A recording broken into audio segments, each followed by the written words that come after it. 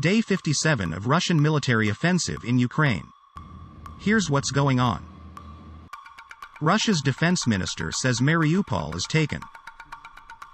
He says around 1,500 nationalists have surrendered. Mariupol was liberated by the armed forces of the Russian Federation and the militia of the Donetsk People's Republic. The remnants of the nationalists' formation took refuge in the industrial zone of the Azovstal plant. President Putin calls off an impending assault on the Azovstal steel factory.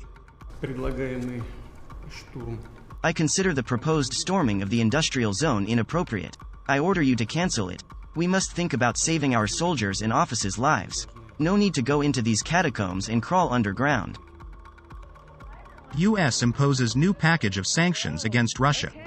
The Department of Treasury sanctioned TransCapital Bank, a key Russian commercial bank that has offered services to banks globally to evade international sanctions, and more than 40 individuals and entities that are part of a Russian sanctions evasion network. This is part of our stepped-up effort to crack down on those attempting to evade our unprecedented sanctions.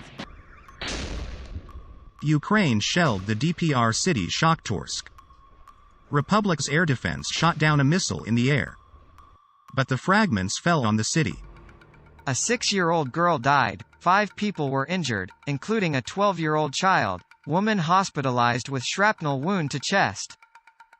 Ukrainian president urges the West to keep ramping up the sanctions against Russia. The plan includes restrictions for Russian energy and bank sectors, export and import operations, transport, an oil embargo, and full restrictions on supplies of oil products from Russia must be among the next steps.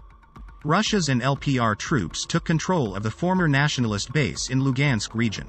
The units of the Russian armed forces and the People's Militia of the Lugansk Republic took full control of the settlement Kremenaya, which was turned into a fortified area by Ukrainian nationalists. As a result of the rapid and well-coordinated actions of the assault squads, serious destruction of urban infrastructure and residential buildings was avoided.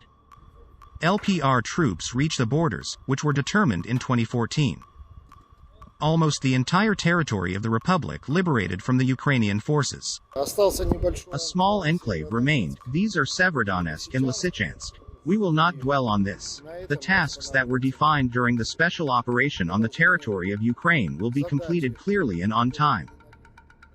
Germany to stop Russia oil imports by year's end. We made mistakes in this area in the past. But we can't bring back the past now, we have to stop our Russian energy imports now. Austria stops importing and refining oil from Russia, oil and gas company OMV reports.